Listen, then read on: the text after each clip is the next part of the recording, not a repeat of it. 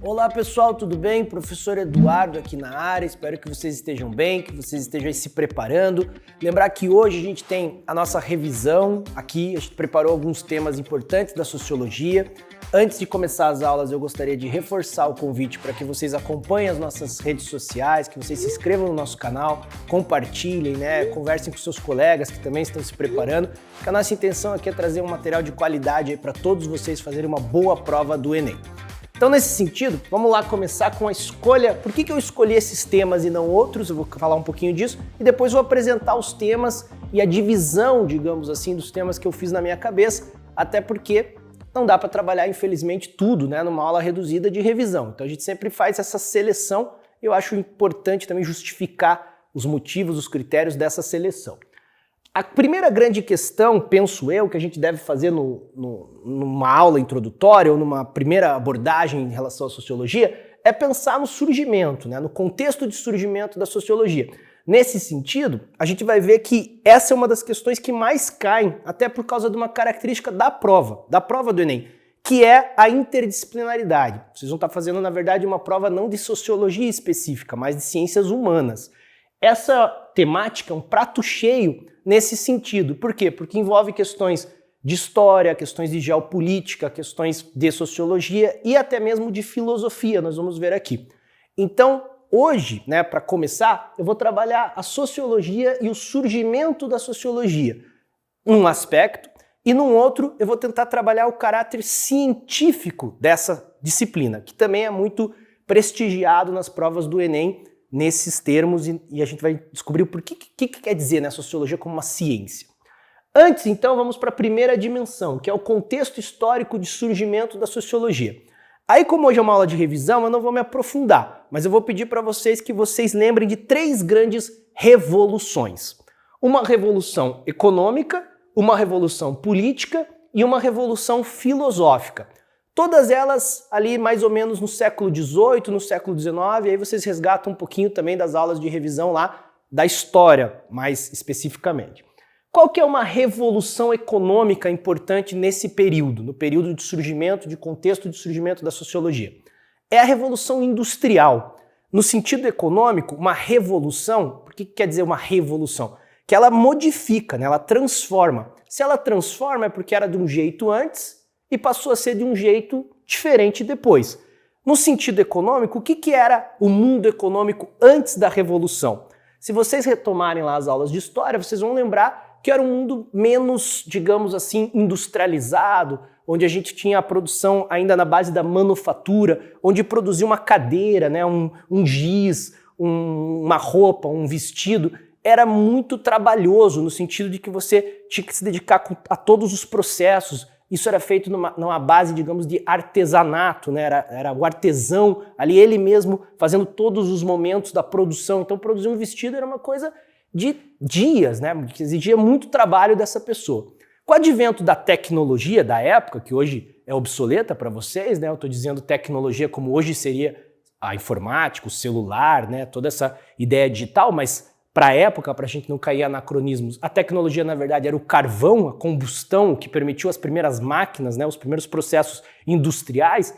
Esse processo que era, portanto, antes manufatureiro, mais demorado, de produção das mercadorias, passou, num período muito curto, a acontecer numa escala industrial, ou seja, um vestido agora não era feito em 3 ou 4 dias. A gente fazia 300 vestidos num dia. Essa mudança, basicamente, claro que é uma série de outras mudanças correlatas, mas eu estou usando esse exemplo para mostrar como várias outras mudanças foram desdobradas dessa mudança principal, desse advento dessa tecnologia que era, no caso, as máquinas, ou que foi, no caso, a combustão, no primeiro momento, que permitiu as máquinas e que, por sua vez, permitiu a produção em larga escala. Esse processo econômico não ficou restrito apenas ao mundo econômico, do mundo do trabalho, do mundo da produção. Isso também rapidamente configurou todo um outro cenário urbano de vida, de onde estava o emprego, de onde estava a vida das pessoas, inclusive nas questões políticas, econômicas e assim por diante.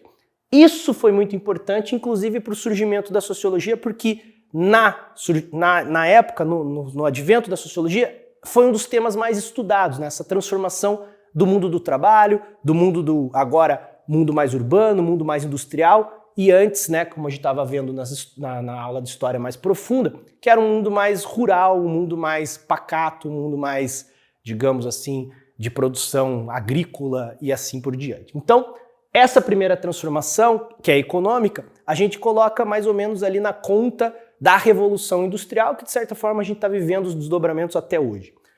Houve também uma grande revolução que eu vou defender aqui como revolução política. E como a revolução econômica também era de um jeito, e com a revolução se transformou de outro jeito. Como que a política era antes e passou a ser depois da revolução política? Que no caso aqui é a Revolução Francesa, né? Talvez o grande exemplo aqui, não que seja a única, é a Revolução Francesa, que permitiu finalmente uma mudança de mais larga escala no mundo da organização política da época. O mundo político, antes dessa revolução, ou dessa transformação, ele era basicamente o mundo dos reis, e portanto, onde o rei concentrava o poder, né? Por que o rei era absoluto? Né? Porque ele concentrava e o poder era absoluto. O rei não tinha todo o poder porque ele era bonito necessariamente, ou porque ele tinha longos cabelos, não tinha nada disso. Era porque ele também era um escolhido de Deus. Portanto, o mundo da política era organizado, antes da Revolução Francesa, na base do que a gente chama de absolutismo, que era desdobrado na prática na monarquia, né, no primeiro momento, na ideia dos reis como poder absoluto, poder central, e para justificar esse poder tão, digamos, centralizado na figura de um rei, inclusive a justificativa divina, né, religiosa. Se esse era um modelo, e eu digo que uma revolução transforma o modelo para uma coisa diferente, há de se pensar que foram justamente esses elementos que foram os elementos a serem transformados. Então, se a gente tem um modelo anterior que é na base da concentração do poder, que era o absolutismo, não precisa nem usar a história, é só usar a lógica, né? Qual que é uma solução para um problema de concentração de poder? Você divide o poder. Qual que é a solução para um problema de concentração religiosa? Você separa a religião do governo. Então, eu estou falando aqui em palavras mais extensas, mas o que aconteceu nesse processo foi o advento da República, que de certa forma constrangeu, né, ou pelo menos superou a monarquia, que era a concentração de poder na mão dos reis. Agora a gente tinha a República, com a divisão dos poderes, a divisão clássica, né, que até hoje a gente escuta aí nos jornais, nas atualidades do Enem, poder legislativo, poder executivo, poder judiciário, direita, esquerda, o federalismo. Posterior, depois veio também a ideia de democracia, né, que hoje para nós é tão importante, tão disputada na atual quadra histórica da sociedade brasileira. Tudo isso é posterior naquela ideia de superação daquele modelo ainda anterior de organização política. Então, fica aqui também a Revolução Francesa como uma das revoluções que a gente tem que lembrar do contexto de surgimento da sociologia. E aí, por último, nesse primeiro dimensão, tem uma revolução também que é de ordem filosófica. Essa talvez seja uma revolução um pouquinho mais difícil de compreender, porque eu estou forçando a mão aqui que ela é uma revolução. Ela não é uma revolução como a revolução política, por exemplo, a francesa que, né, degolou pessoas, foi violenta, inclusive. Mas ela é uma revolução no abstrato, digamos, no modo de pensar. Antes de todos esses processos, inclusive do surgimento da sociologia, os grandes mistérios da vida humana, né, as doenças, como a gente tem visto agora na pandemia, eram explicadas, quando nós não sabíamos, por uma coisa muito simples. A gente dizia assim, foi Deus que quis.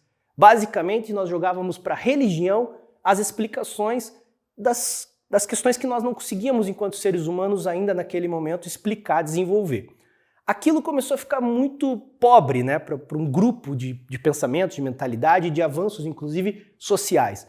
E aí passou-se, portanto, o iluminismo, que a gente vai destacar aqui, que foi um processo em que, como o nome já diz, tentou colocar luz nesses mistérios, nessas dificuldades de explicação. Então, sai, né, da ideia divina, religiosa, da fé, e foca-se na questão da razão. Isso vai ser fundamental para explicar os problemas da sociedade. Isso vai ser fundamental, junto com as outras revoluções, para o surgimento da sociologia, que se coloca como uma ciência de explicar todas essas transformações, né, econômicas, políticas e também filosóficas no modelo de pensar o mundo.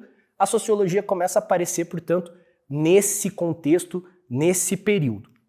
Por fim, a outra dimensão desse primeiro quadro é trabalhar o caráter, não, ou já o status científico da sociologia. Isso é muito importante, pessoal, porque os alunos, às vezes, tendem a pensar que a sociologia, por tratar de objetos muito próximos de nós, né, por exemplo, a nossa socialização, a relação familiar, a relação do trabalho, a relação política da sociedade, todos temas muito próximos da nossa vida mesmo, privada, os alunos pensam que então a sociologia é uma soma das práticas individuais, é uma soma dos meus relatos de experiência, é uma soma das minhas impressões, inclusive de ordem política das coisas.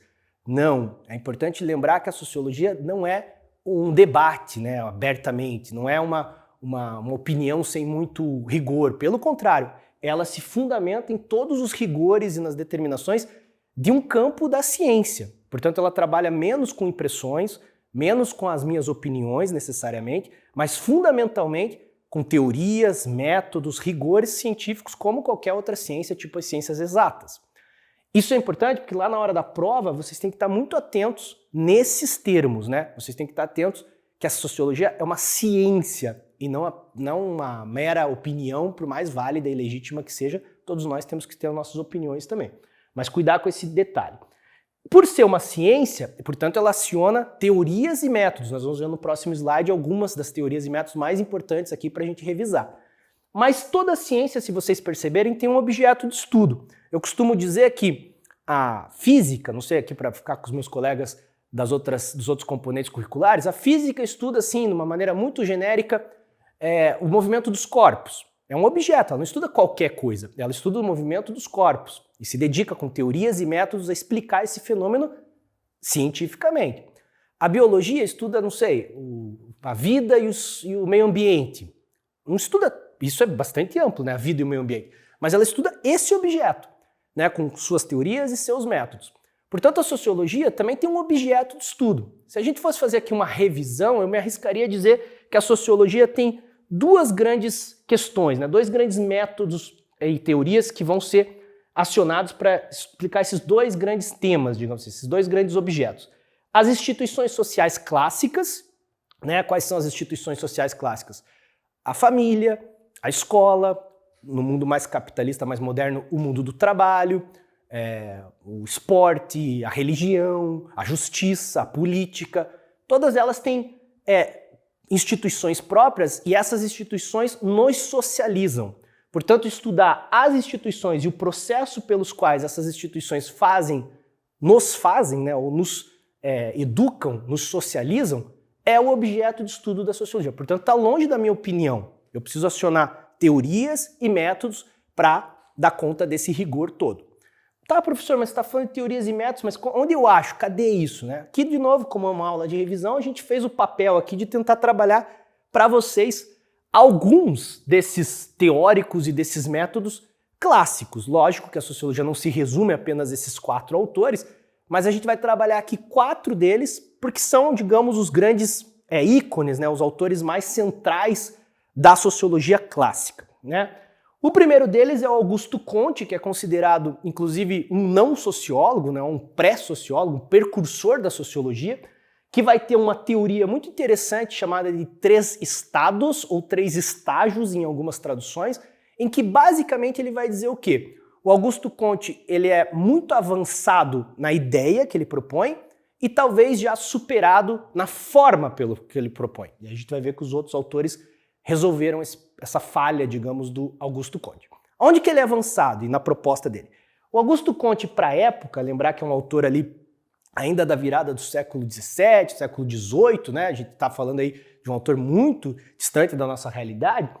O Augusto Comte vai falar basicamente o seguinte, que o conhecimento científico deveria ser o conhecimento que explica o mundo. Pô, falar isso hoje já tem, né? A gente vê aí uma carga de negacionismos, de ataques à ciência no século XXI. Pensa um cara falar isso há 300 anos atrás, num mundo muito mais, inclusive, religioso. É, de certa forma, um avanço, é uma coragem, né? Naquele momento, um autor defender que as explicações do mundo, da sociedade, deveria ser usado, deveria ser pensado pela ciência e não mais pela religião. Ele usa isso no conceito de 3 estados, colocando no último estágio, no último estado, a ciência como o conhecimento mais importante a ser seguido pela sociedade. É uma força, mas é uma fraqueza ao mesmo tempo. Por quê? É uma força na ideia, principalmente no tempo em que ele vivia. Então a gente precisa ser honesto e não anacrônico com os nossos autores. Mas também é importante lembrar que, como a gente está tratando de um autor de quase 300 anos, ele, na forma, ele pecou. Por quê? Porque ele fez isso numa falha que hoje, modernamente, a gente não aceita mais, que é tentando usar métodos e teorias de uma ciência para explicar um objeto de outra. Eu vou dar um exemplo aqui bem bobo, mas é mais ou menos o que, infelizmente, Augusto Comte, por todos os anacronismos que eu mencionei, acabou cometendo, que é o seguinte: não cabe a um sociólogo explicar, não sei, porque ele conhece as leis do trânsito e pesquisa quantos carros passam numa avenida X de uma cidade e, portanto, entende de circulação do trânsito, dos meios de transporte, explicar por isso a circulação sanguínea, por exemplo. Porque para nós é muito evidente que uma coisa é a circulação dos carros, outra coisa é a circulação do nosso sangue nas veias, por mais que tenha alguma proximidade. O Augusto Comte, naquele momento, como o foco dele era a ciência, ele acabou fazendo isso. Ele pegou teorias e métodos das ciências da natureza, é por isso que ele chamou a sociologia de física social, portanto até o nome ele pegou da física, né, que é da natureza, e tentou, com conceitos e métodos da física, da biologia e da química, explicar a sociedade. Ele errou por quê? Porque ele não pode pegar teorias e métodos de uma outra ciência, da ciência da natureza, para explicar as ciências sociais. Mas a gente pode entender que na tentativa ele foi muito certeiro, porque ele já queria pelo menos explicar de maneira científica, entendem? Claro que ele não conseguiu, porque nem existia ainda ciências humanas e sociais, né? Ele estava, de certa forma, fundando sem nem mesmo saber. Então, Augusto Comte é sempre bom lembrar, e é um autor que volta e meia aparece no Enem. Quem vai fazer isso, até porque leu tudo que o Comte escreveu e vai tentar se propor a superar, portanto, essa pequena falha metodológica do Augusto Comte, é o nosso próximo autor, que também é um francês, esqueci de falar que o Augusto Comte era um autor francês, e que vive já na sequência, né? No ano que o Augusto Comte morre, no outro ano nasce o Durkheim. E aí o Durkheim vai estudar, conhece a obra do Augusto Comte e percebe essa pequena falha. E o Durkheim fala assim, bom, então o que está faltando é criar teoria e método específico da sociologia. E nada mais óbvio e didático que um livro que ele publica chamado As Regras do Método Sociológico, ou seja, nada mais evidente. Ele estava intencionado a criar o quê? Que até hoje é o livrinho de cabeceira de todo sociólogo, né? As Regras do Método Sociológico, que é explicar, através de um livro, o que seriam as principais teorias e os principais métodos do que agora a gente está chamando de sociologia. Agora sim, uma ciência que explica a sociedade. Qual sociedade? Aquela que a gente viu no slide anterior, da Revolução Industrial, dos desdobramentos da Revolução Francesa e também do Iluminismo, tá bom? Isso tudo a partir da França. Aí ele cria dois grandes, uma teoria e um método. O que a gente chama de fato social, vocês têm que dar uma revisadinha, não vou me aprofundar aqui, mas vocês têm nos materiais de vocês, nas aulas, o que é o fato social. O método que ele utiliza é o funcionalismo, porque ele tinha uma ideia de que a sociedade deveria funcionar, né? Deveria ser, digamos assim, coesa, deveria trazer os melhores benefícios para todos, e para isso as instituições sociais deveriam estar em franco e pleno funcionamento. Muito parecido, ele faz até essa analogia no texto, com o corpo humano, né? De modo que se você tiver um probleminha no rim, esse probleminha não pode ficar sério, porque de repente do rim pode começar a dar um problema, sei lá, no seu fígado, e do fígado pode dar um problema no coração. O que ele queria dizer com isso? Vamos pensar que o corpo humano saudável é a sociedade saudável. E as instituições sociais são os órgãos desse corpo. Então vamos supor que, como eu mencionei, o rim está dando algum problema e pode dar um problema num outro órgão. Então a escola, se a escola não está funcionando, que seria o rim, ela vai dar algum problema lá na política.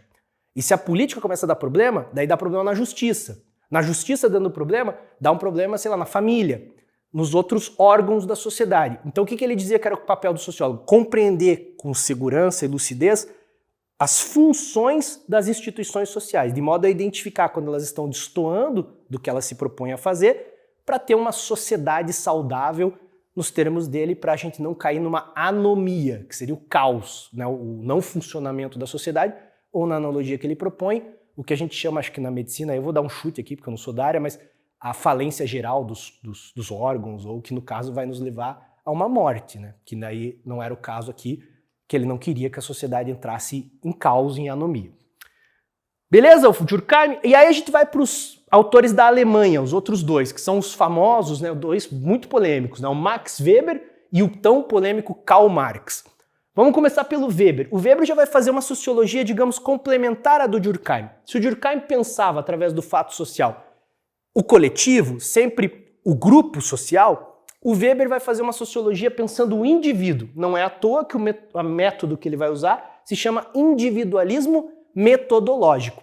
Então, o que ele quer dizer com individualismo metodológico e com esse conceito que ele lança a mão chamado ação social? O conceito de ação social é um conceito que traz ao analista, né, traz ao sociólogo, traz à pessoa que está pesquisando uma sociedade, o que o indivíduo, né, o que a pessoa, a partir dos seus atos, a partir da sua forma de agir, representa para a sociedade como um todo. Então, se o Durkheim estava focado nos movimentos e nas, digamos, no que ele chamou de fato social, que seriam as maneiras de agir e pensar coletivas da sociedade, o Weber foca no indivíduo. É por isso que ele tem um conceito-chave, que é a ação social, para analisar a ação individual das pessoas, dos indivíduos que compõem uma sociedade, e, portanto, seu método se torna um método individualista, o individualismo metodológico. O Weber também é muito importante no estudo que ele faz sobre a questão do protestantismo, né, como a ética, digamos, do capitalismo. Ele faz um estudo muito bonito mostrando como os valores de uma determinada ética religiosa, no caso calvinista, protestante, desempenharam um papel fundamental no desenvolvimento e na pujança do capitalismo. E também tem alguns estudos importantes sobre a política, tá? Que é importante também vocês darem uma certa revisão. Eu não vou aprofundar aqui porque é uma aula só de revisão. Aí a gente vai para o Marx, que seria assim o fechamento dessa sociologia mais clássica. O Marx já é talvez mais assim conhecido, né? Mas não quer dizer que é mais lido. Esse já é um grave problema do autor também. Então vocês têm que ler. Quando a gente vai ler o Marx, as suas obras, a gente percebe no Marx duas grandes dimensões, penso eu, de compreensão do seu pensamento. A primeira é que ele já coloca toda a análise dele na questão do conflito. Então Marx já é um autor não à toa também mais atacado até hoje, porque ele pensa a luta de classes. Ele não pensa apenas, digamos assim, identificar a sociedade, como o Durkheim eu mencionei agora há pouco, para conservá-la como ela está saudável. O Marx já parte de um princípio que a sociedade já não está saudável e talvez nunca fique, porque ela já está estruturalmente condicionada para o conflito. E aí ele identifica duas grandes classes nesse processo, né? Os burgueses, que seriam os donos dos meios de produção. O que é um meio de produção? É um meio que produz uma mercadoria. Isso pode ser desde uma indústria que produz algum produto, uma fábrica que produz algum outro produto, até mesmo a terra, que você planta aqui uma sementinha e produz alguma coisa que tu venda depois lá na frente. Então, se eu sou dono de um meio de produção, na literatura e na ideia do Marx, eu sou um burguês. Essa seria necessariamente, na visão dele histórica, uma minoria. E aí ele faz um recorte histórico bem longo, ele vai dizer que sempre os burgueses foram uma minoria, no sentido quantitativo da sociedade. E a grande maioria, como eu, por exemplo, que não tenho nenhum meio de produção, não tenho uma indústria, não tenho uma fábrica, não tenho uma empresa, não tenho um pedaço de terra, eu, na verdade, não tenho nada. O que eu faço? Eu vendo a minha força de trabalho, que é o que eu estou fazendo aqui. Eu fui pago, vim aqui, preparei uma aula, estou aqui à disposição de vocês, mas também estou numa venda do meu produto, digamos que sou eu mesmo, né? Tudo que eu pude estudar, a oportunidade que eu tive de estudar e trazer aqui, toda a minha didática, toda a minha leitura que eu faço profissional da sociologia. Então eu estou vendendo a minha força de trabalho. Nesse sentido, eu sou um proletário. Essa seria a grande maioria das sociedades todas, inclusive no atual momento. A maioria das pessoas não tem um meio de produção e, portanto, estão automaticamente classificadas nessa divisão em proletários. Qual que é a grande sacada dele? É que os interesses dessas classes, são antagônicos por questão econômica. Então, haverá sempre um conflito, uma luta. E o Marx daí não está mais, como os autores anteriores, preocupado em conservar essa sociedade, né? Ou pelo menos ajustá-la para uma coisa mais saudável. O Marx está querendo enfrentar esse conflito. E aí ele toma posição, digamos assim, mais aí política, em relação à grande maioria, que são os proletários. E aí começa a identificar, a apontar as contradições do modelo econômico, que, segundo ele, valoriza sempre os interesses dessa minoria burguesa e acaba colocando os proletários numa situação muito delicada, às vezes de miséria, de injustiças, que, segundo ele, deveriam ser superados com outro modelo de sociedade. Isso é muito importante também para entender toda a obra, que é bastante extensa, desse autor que eu estou resumindo aqui bem rapidinho. E o método que ele faz isso também é um método muito revolucionário, entre aspas. Por quê? Porque é o método do materialismo histórico dialético. O que é o material, né? É aquilo que não é abstrato, aquilo que não é uma ideia. Por que ele está usando esse método? Ele faz esse método em contraponto ao idealismo filosófico da época dele, que ele era afiliado até então, e que ele rompe. O que o Marx vai dizer num jogo de palavras aqui? Que o que interessa para analisar a sociedade não são as ideias, não é o que eu acho, né? Se eu perguntar aqui para o pessoal que está me ajudando no estúdio, o que vocês acham que é justiça? Se eu perguntar aí para você em casa, o que você acha que é amizade? O que você acha que é amor? Certamente vocês todos vão ter respostas legítimas e válidas, porque todos nós temos mais ou menos uma impressão sobre isso, são as nossas ideias. O Marx dizia que os filósofos até então estavam preocupados em interpretar essas ideias, porque a partir dessas ideias, pensavam esses filósofos, nós íamos entender a sociedade. O Marx diz assim, não, a gente precisa inverter essa ordem, porque até as nossas ideias são fruto da nossa condição de vida, e menos da nossa liberdade, suposta liberdade e autonomia de pensamento. Em outras palavras, uma criança que está num cenário de, por exemplo, miséria e necessidade econômica, vai ter uma outra leitura, por exemplo, do que é fome, do que uma criança que, por exemplo, tem todos os recursos e sempre se alimentou bem. Uma jovem que está circunscrita num ambiente familiar de violência vai ter uma outra ideia sobre o que é violência do que uma outra jovem que nunca sofreu nenhum tipo de violência.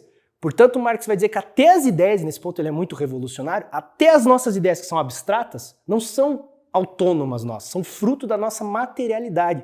E, portanto, o foco da análise da sociologia deve ser as condições materiais de vida das pessoas e não as abstrações, os pensamentos e as questões mais soltas. Nesse sentido, encaixa, né, na análise que ele faz da luta de classes. Esse é um processo também dialético, ou seja, que é, digamos, de ida e vinda, não é assim, tipo uma evolução sempre constante e linear dos processos, mas é um processo difícil de análise de avanços, e às vezes a gente retroage, às vezes a gente supera, mas às vezes a gente volta, é só pensar em guerras, conflitos, né, a história do mundo de maneira geral. Bom, aí a gente fecha a sociologia. Eu também dividi, falei para vocês que lá no começo eu ia justificar, como que eu dividi os temas. Eu dividi, então, pelos temas clássicos das ciências sociais, porque a prova de vocês não é de sociologia, é de ciências humanas e sociais.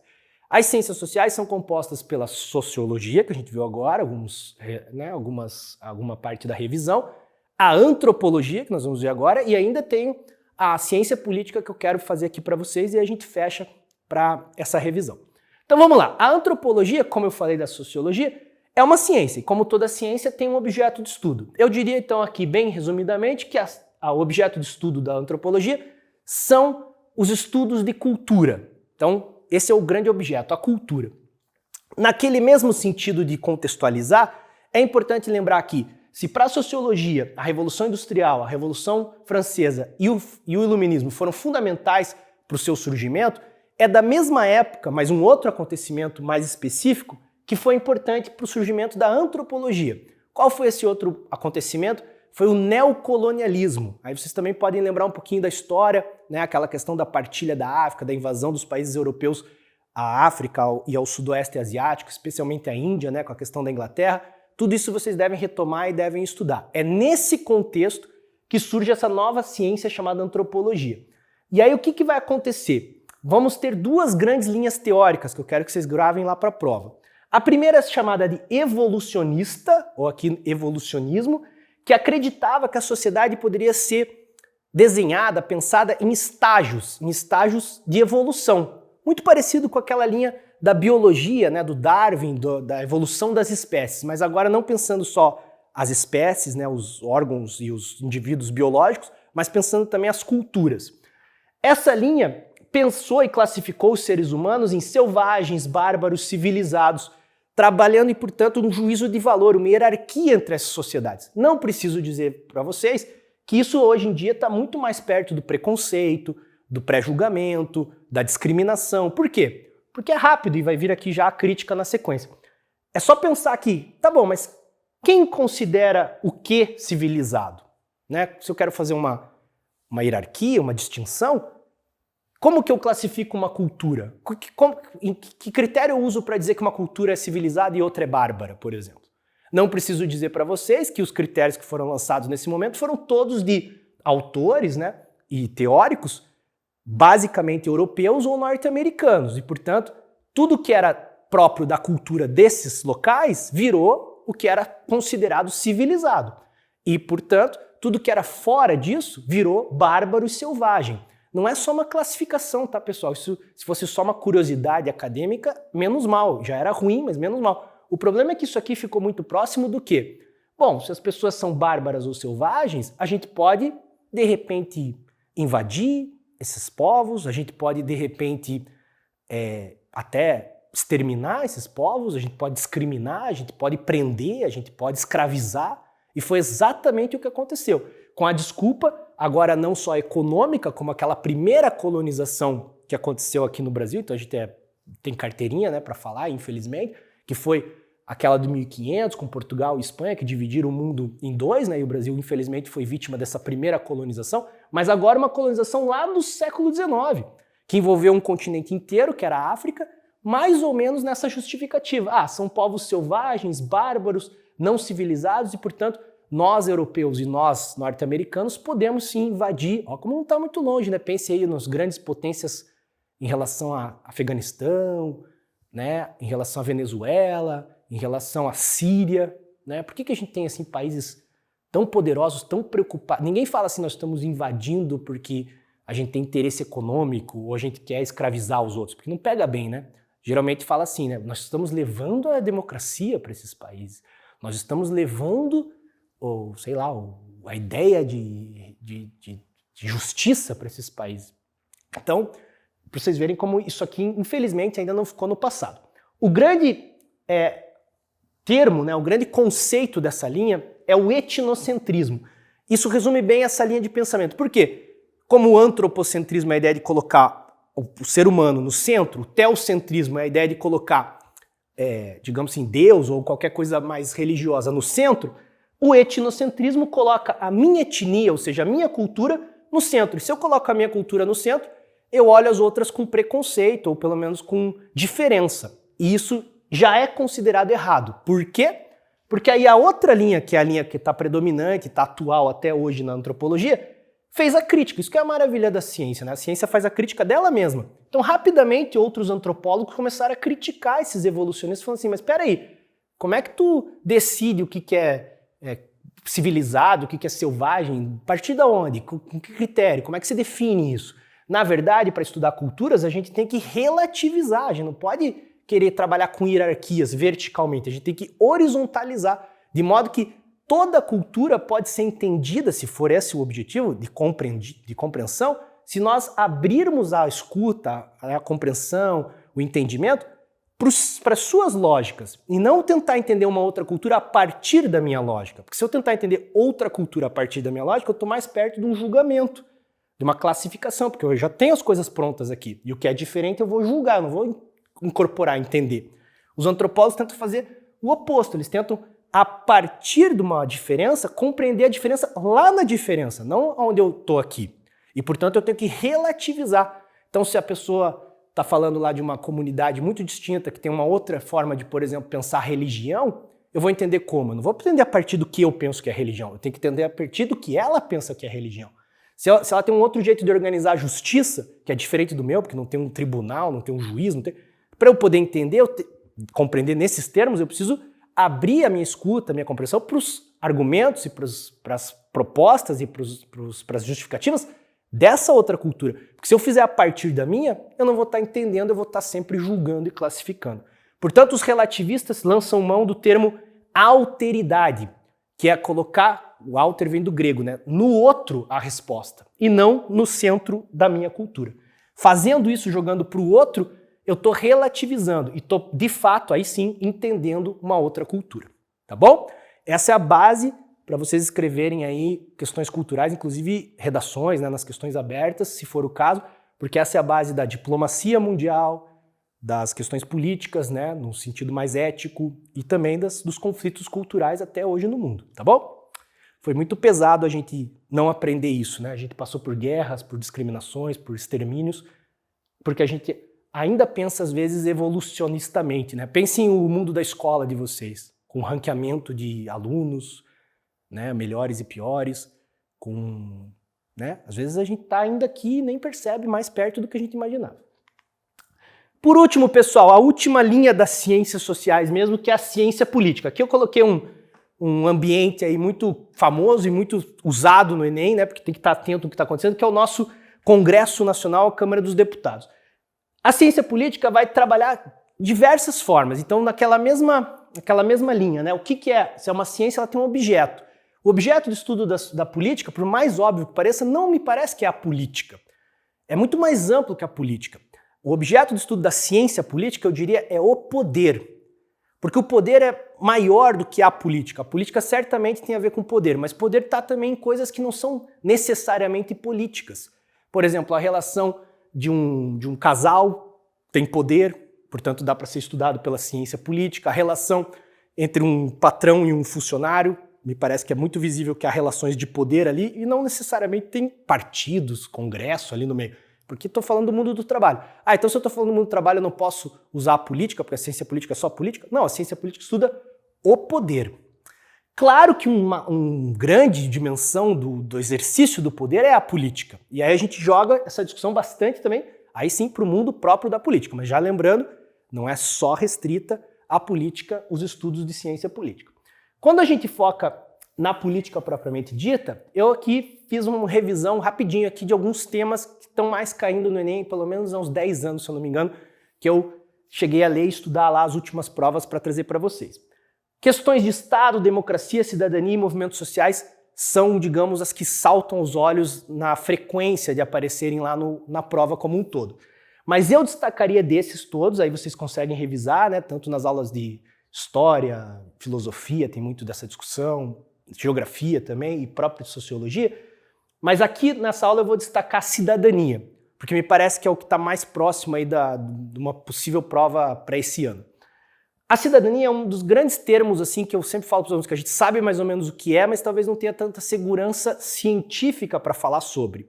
Então aqui, para resumir e terminar a aula de hoje, eu vou destacar uma linha científica do que é a cidadania, que é uma linha muito famosa de um autor brasileiro, inclusive chamado José Murilo de Carvalho, que vai defender que a cidadania é um conjunto, uma trinca, né, uma junção de 3 grandes direitos. Os direitos civis, os direitos políticos e os direitos sociais. Os direitos civis, por sua vez, são os direitos relacionados à minha liberdade. Então, quais são os direitos relacionados à minha liberdade? A minha liberdade de expressão, a minha liberdade de ir e vir, a minha liberdade de não ser preso, a não ser por um flagrante ou por uma autoridade competente, a minha liberdade de não ter minha casa invadida, violada, ou minha correspondência. Todas aquelas liberdades que têm a ver com o indivíduo. Em geral, a gente chama de direitos civis. Esse é 1/3, portanto, dos conceitos modernos de cidadania que eu estou procurando trabalhar aqui com vocês. O segundo, que são os direitos políticos, esses são mais evidentes ainda. Basicamente se resumem ao direito de eu votar, mas também de eu poder ser votado. Então lembrem, né? Além de eu exercer o direito de escolher representantes, um fundamento básico do direito político é eu também me apresentar como candidato, que me parece que todos nós aqui temos esse direito, né? Salvo algumas questões de idade, para alguns cargos, ou ter filiação com partido político, a gente vem avançando muito nesse processo. Os direitos políticos, portanto, são uma realidade no nosso país. E um terceiro, que são os direitos sociais. Esses são direitos mais ou menos ligados à melhor ou possível melhor distribuição das riquezas de uma sociedade. Um grande exemplo, talvez o primeiro grande fundamento dos direitos sociais, foi a ideia, por exemplo, de previdência social. O que é a ideia da previdência, assim, rapidamente? É nós contribuirmos, nós que eu digo uma geração que está ativa e trabalhando, tipo a minha, eu recebo lá um salário X e todo mês descontado do meu salário um tantinho que vai para a previdência. Esse é um pacto, na verdade, social, geracional, porque eu não tenho necessariamente a certeza de que esse dinheiro vai ser guardado lá numa caixinha pro professor Eduardo. Na verdade, esse dinheiro está sendo guardado para toda uma outra geração que vai se aposentar na sequência quando eu parar de trabalhar. Assim como quando eu parar de trabalhar, provavelmente as pessoas um pouco mais velhas do que eu e que se aposentaram antes, quem vai fazer o uso, digamos, do recurso que foi separado e selecionado mensalmente dos salários dessas pessoas, vai ser eu. E aí, assim por diante, né? Quando eu parar, os subsequentes à minha geração. E, portanto, isso é um direito social, como o direito à educação pública, o direito agora na pandemia que ficou muito evidente a uma saúde pública, o acesso à saúde, o acesso à vacinação, todas essas questões que abarcam, né, digamos assim, mais a sociedade como um todo. Mais do que identificar esses 3 direitos, e aí termino finalmente, é também acionar, né, identificar as instituições que operam esses direitos. E aí eu termino a aula finalmente. A gente pensa os direitos civis como os direitos da nossa liberdade individual. Beleza, a gente viu isso.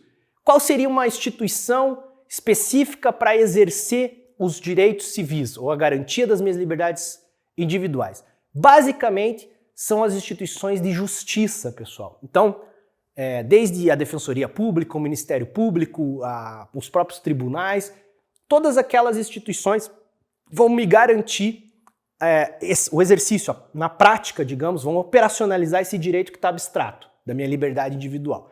Então, eu diria assim, num exemplo mais prático, a Defensoria Pública, por exemplo. Se eu não tenho dinheiro para pagar um advogado, eu posso ir ali na Defensoria Pública e falar, eu, sei lá, o meu celular tem um plano aqui e os caras estão me enganando no meu contrato. Então eu tenho que ir lá na justiça, né, que é pública, para ela poder fazer frente à minha reivindicação e, portanto, garantir os meus direitos, que são meus. Nesse caso, fui lesado individualmente. Ok? Então a justiça cumpre com a execução desse 1/3 do que a gente chama de cidadania, que são os direitos civis. Os direitos políticos são exercidos aqui, nas instituições políticas. Então, os partidos políticos, o Congresso Nacional, todas as instituições que se desdobram, né, num ambiente federativo como o Brasil, nas assembleias legislativas, nos estados ou nas câmaras municipais, nos municípios, nas prefeituras, nos palácios de governos estaduais e lá na presidência da República, no sentido da União como um todo. Então são as instituições onde a política é de fato exercida. É ali que a gente exerce esse outro 1/3 da cidadania, que são os direitos políticos, a possibilidade de eu votar, de ser votado e de eu também me posicionar de forma política. E por fim, os direitos sociais são aqueles em que o Estado, aqui a outra figurinha aqui desse slide, é acionado. Então, o Estado no sentido mais amplo, né? As políticas públicas, programas de governo, todos, como eu falei agora, a Previdência Social, programas de Estado e não de governo, né? A Previdência Social, por exemplo, é um programa que, independente do governo que está eventualmente no poder, né? É uma coisa maior, né? Uma instituição chamada Previdência Social, um direito nosso, está lá na Constituição. Então, é independente de governo propriamente dito. Então, são políticas que a gente chama de Estado. Os direitos sociais, eles têm mais a ver com o Estado do que propriamente os governos que eventualmente passam e vão, que é próprio, inclusive, do regime democrático, né? Quando a gente tem uma democracia. Então, dá uma revisadinha geral nesses temas. Para finalizar, era isso. Tem ainda movimentos sociais, né? Democracia, que acho que daria mais todo um outro momento, mas a ideia é que vocês foquem nesses 4 grandes temas para trabalhar a ciência política. Lembrando, uma ciência, né? Menos as minhas posições políticas em relação a esses temas e mais o que a teoria, os métodos, os livros, os autores me dizem sobre esses mesmos temas. É nesse sentido que você deve encarar a prova do Enem. Tá bom, pessoal? Era isso, corri bastante, mas para dar conta de toda a ciência social, né? Não ficar só numa das áreas. E a gente se vê aí na frente, lá na frente, com sorte, com determinação, vai dar tudo certo também. Grande abraço, até a próxima, valeu! E aí galera, beleza? Professor Lúcio Skywalker aqui com você. Seguinte, tem um convite muito especial para fazer. Domingo às 20 horas vai rolar o Gabarito ao vivo do Missão Enem. Essa semana de revisão, esses videozinhos que vocês viram aí ao longo do ano no site digital, vai estar aquele time de feras, todo mundo aqui reunido domingo para discutir e comentar com você a prova